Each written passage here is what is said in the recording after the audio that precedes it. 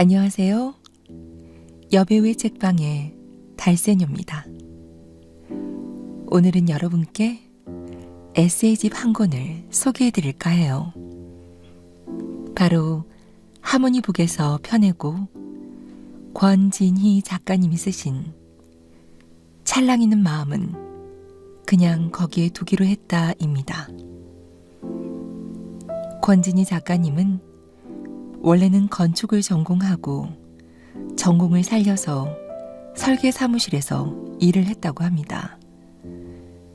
그런데 문득 본인의 10년 후 그리고 20년 후를 돌아보니 스스로가 행복할 것 같지 않아서 끝내는 일을 그만두고 세계 여행을 시작합니다. 9개월 동안 혼자서요. 이 책은 총 2개의 파트로 나뉩니다. 그리고 각각의 파트에는 작은 주제들로 이야기가 펼쳐집니다. 먼저 파트 1은 안녕 낯선 사람들이라는 제목으로 여행 중 만난 많은 사람들에 관한 이야기를 하고 있습니다. 파트 2는 지나는 계절들이라는 주제로 작가님이 현재 그리고 과거에 맺은 사람들과의 관계를 얘기하고 있습니다. 먼저 파트 1에서 읽어드리고 싶은 부분은 그럼에도 너는 야생의 신비야, 설산의 진주야 입니다. 한 장의 그림, 한 개의 조각, 한 채의 건축물을 마주하기 위해 낯선 도시를 헤매기도 한다. 러시아 노보시비르스크에 머문 것도 우연히 알게 된 한 장의 그림을 직접 마주하기 위해서였다. 야로슬로블에서 노보시비르스크까지 기차 안에서 만난 모든 이들이 상냥했기에 다음 목적지에 대한 좋은 예감이 들었다. 그러나 좋지 못한 촉을 비웃듯 매일 유쾌한 일과 불쾌한 일이 더하기 빼기를 반복하며 도시의 인상값은 0이 되었다. 더하기 하나, 도시를 찾은 이유인 그림은 근사했다. 머무는 동안 매일 그 그림을 보기 위해 밥값을 아껴 입장료를 삼았을 정도로. 빼기 하나, 같은 집에서 지내던 러시아인들 중 서너 명이 니하오, 곤니찌와 혹은 칭칭총 거리며 나를 조롱했다. 물론 가만히 있지는 않았다. 그들에게 인종은 선택할 수 없지만 행동은 선택할 수 있다는 점에서 너희의 교육과 환경이 너희가 인종차별주의자가 되도록 했음이 가엾다고 말해주었다. 더하기 2, 그런 뒤에 열이 뻗쳐 찾아간 술집에는 나와 같은 이름자를 쓰는 한국인 바텐더가 있었다. 일제강점기에 독립운동을 하신 할아버지를 둔 덕에 러시아에서 나고 자랐다는 그는 디아블로라는 이름처럼 독한 술을 멋지게 말 줄 알았다. 빼기 2, 지하철역에서 손을 잡고 가는 여성 2에게 더러운 동성애자라고 욕하며 폭력을 행사하는 남성을 목격했다. 놀란 나에게 익숙한 일이라고 설명하는 동행이 있었고 내가 건넨 손수건을 고맙지만 너도 공격받을 빌미가 될 수 있다고 거절하는 피해자가 있었다. 더하기 3, 같은 집에서 지내던 롭은 내가 뚱한 게 그 인종차별주의자들 때문인 줄 알고 가이드를 자처하며 나를 이리저리 데리고 다녔다. 덕분에 나는 혼자였다면 모르고 지나쳤을 작고 아름다운 거리와 건물들을 가볼 수 있었다. 빼기 3, 마지막 날 롭이 행선지도 알려주지 않고 일단 따라오라며 나를 데려간 곳은 빌어먹게도 동물원이었다. 나는 동물원에 가지 않는다. 동물 실험을 한 화장품을 쓰지 않는다. 펄을 입지 않는다. 더 이상 가죽 제품을 소비하지 않는다. 동물 꼬리가 사용된 붓도 쓰지 않는다. 유난스럽다는 사람들에게 북극곰이 죽어가거든. 그건 중요한 문제야. 라고 농담처럼 말한다. 그러면서도 채식주의자는 되지 못했고 나의 일상이 동물의 생명에 위협이 될 수밖에 없음이 미안하다. 어느 주말에 만난 진영 언니와 카페를 전전했다. 플라스틱 빨대를 사용하지 않는 카페. 차가운 음료를 일회용 플라스틱 컵이 아니라 머그컵에 내어줄 수 있는 카페를 찾느라 그러했다. 언니는 유난스럽게 굴어 미안하다고는 했지만 나는 그런 유난스러움을 아낀다. 그런 유난스러움은 사랑스럽다. 텀블러를 챙기는 당신, 플라스틱 빨대를 사용하지 않는 당신, 음료를 머그컵에 내어달라고 하는 유난스러운 당신들이 많아졌으면 좋겠다. 그리고 너, 그곳 동물원에서 무기력했던 너, 유리 구슬같이 반질한 눈 너머에 아직 야성을 가진 너, 그럼에도 너는 내게 야생의 신비야, 설산의 진주야. 너를 눈 내린 어느 고원이 아닌 곳에서 만났어도 너는 경이로운 존재야. 그때에도 지금에도. 다음으로 읽어드리고 싶은 부분은 안녕 낯선 사람들입니다. 9개월의 여행 동안 외국인이기 때문에 호의를 받은 일이 있었고 외국인이기 때문에 불이익이나 불친절을 견뎌야 하는 일들이 있었다. 그러나 같은 여행자이기 때문에 같은 한국인이기 때문에 호의를 받는 일이 있었고 그렇기에 불이익이나 불친절을 견뎌야 하는 일들도 있었다. 나는 사소한 일에 자주 속았고 때로 인종차별을 겪었으며 드물게 성추행을 당하기도 했다. 그러나 여행을 떠나기 전에 내 나라, 내 동네에서도 사람들에게 속는 일이 있었고 때로 차별을 겪었으며 드물게 성추행을 당하기도 했었다. 그런 일들은 언제 어디서나 일어날 수 있는 일들인 것이다. 고산병을 심하게 앓았던 오윤희에서 진영 언니 부부와 엘리 무리를 만났고 성추행을 당했던 모스크바의 집에서 콘스탄틴을 만나 눈 내리던 붉은 광장을 함께 걸었다. 우울이 깊었던 캄보디아에서 비루를 만나 신에 대한 이야기를 들으며 앙코르와트를 보았고 여행의 권태기 즈음 치앙마이에서 마이를 만나 여행을 계속할 힘을 얻었다. 또 버스를 사기당해 상태가 안 좋은 버스를 타고 긴 이동을 하느라 멀미가 심했던 생일날 라오스에서 슬기를 만났고 다이빙을 배우기 위해 잠깐 머무르려던 꽃다오에서 제남 오빠와 병길 오빠를 만났다. 그들 덕분에 내가 만난 그리고 만날 사람들의 열의 9은 좋은 이들이라고 생각한다.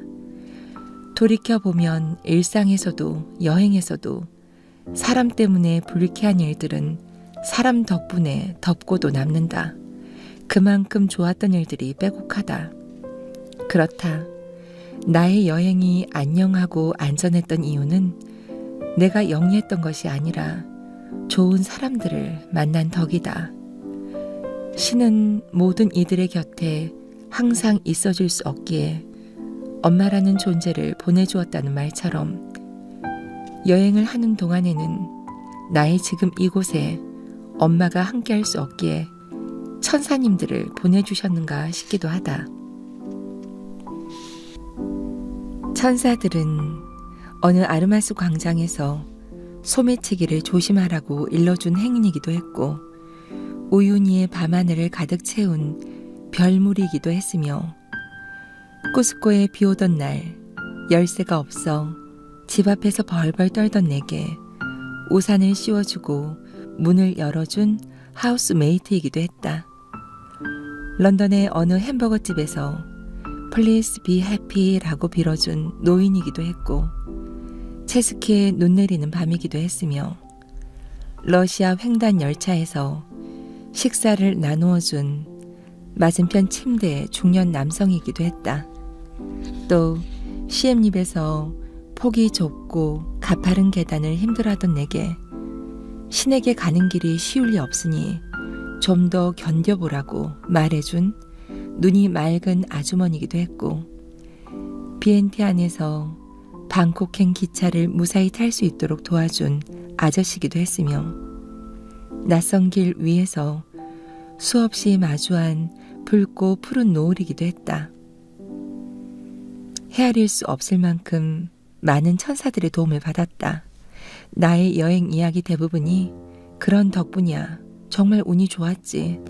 난 정말 인복이 있다니까? 라고 마무리되는 것은 그런 이유이다. 그런 기억들을 떠올릴 때마다 그 다정에 보답하기 위해 좀 더 좋은 사람이 되고 싶어진다.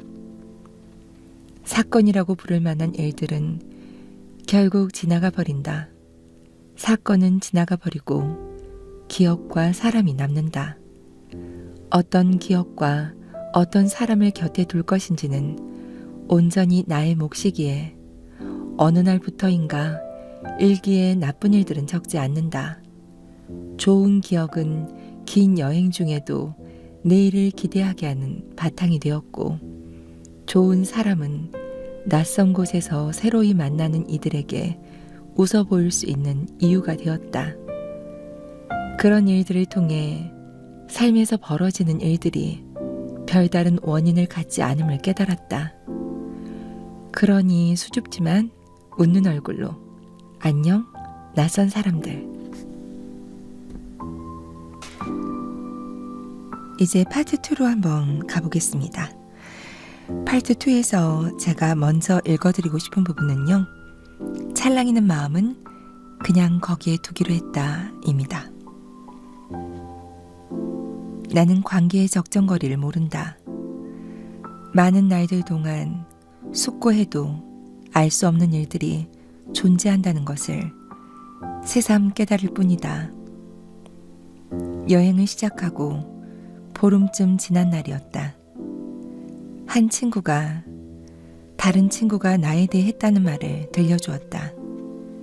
그런 성격으로 사회생활을 제대로 하겠냐는 비난인지 비판인지 모를 말이었다.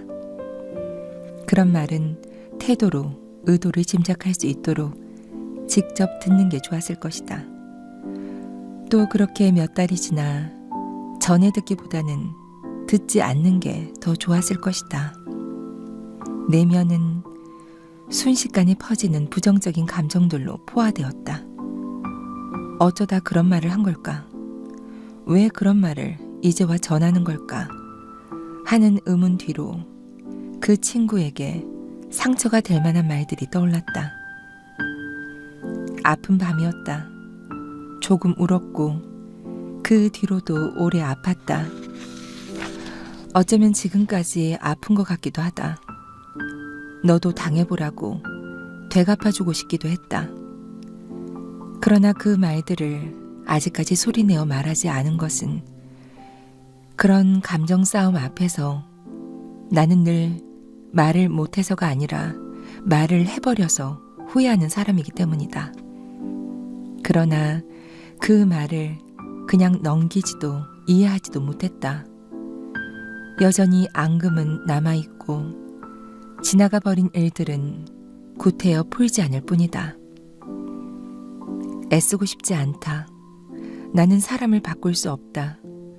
변화는 각자가 스스로 결심하고 행동하는 것이기에 그들은 언젠가 또다시 그런 말을 하고 또 그런 말을 전하리라. 더 이상 성실하고 치열하게 살고 싶지 않다. 오해와 부정적인 감정에 힘을 쏟고 싶지가 않다. 그래서 관계가 계절 같다는 말을 한다. 마음이 오고 가는 일, 불이 붙는 일이나 식어버리는 일은 내가 어쩌지 못하는 일이라서 할 수 있는 일은 그저 마음이 올 때 최선을 다해 마중하고 갈 때 너무 슬퍼 안으며 배웅하는 일이라서 알고 있으면서 왜 늘 외로운 걸까? 행성은 저마다의 중력으로 서로를 잡아당기면서도 완벽한 거리를 유지하는데 인간은, 아니 나는 왜 그러지 못할까?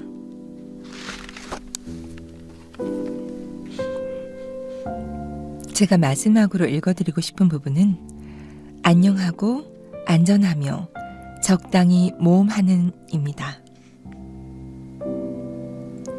관계를 맺음은 대부분 어렵고 때로는 힘에 부친다. 대부분 어쩔 수 없고 어쩔 수 있더라도 늘 새롭고 맺고 끊는 지점 역시 획일화 할 수 있는 게 아니라 케이스 바이 케이스니까. 관계의 정도는 서로의 이해에 따라 개별적인 특수성에 의해 정해진다. 때문에 한 관계에서 허용되는 말과 행동이라도 다른 관계에서는 무례한 것이 될 수 있다. 그럼에도 분명 사회적인 보편성을 갖는 지점이 있다. 계란을 한 바구니에 담지 말라는 문구가 있다. 투자에 관한 한 광고의 카피로 유명해진 말인데 나는 이 말이 투자뿐 아니라 관계에도 적용된다고 여긴다. 관계를 맺음은 각자가 가지는 서사의 충돌이자 개인이 품고 있는 미지의 영역을 탐험하는 일이다. 그리고 그 과정에서 기대하고 만족하고 상처를 주고받으며 실망을 하는 일도 필연적이다. 그런데 하나의 관계에만 골몰하면 스스로를 자발적으로 고립함으로써 그 관계가 나쁜 시기에는 문제에 대해 이야기를 나누고 공감하거나 조언해줄 비교 집단을 갖지 못할 수 있다. 이 경우의 문제점은 관계 자체보다 그러므로 자아의 손상이 생길 경우 회복이 어려울 수 있다는 점이다. 그렇다고 새로운 관계를 맺는 일을 두려워만 할 수도 없다. 언젠가 엄마가 말했다. 살아보니 부모가, 형제 자매가, 남편이, 자식이, 그리고 친구가 채워줄 수 있는 감정의 영역이 다르고 또 같은 카테고리에 놓인 사람들도 저마다 색과 깊이가 다르다고.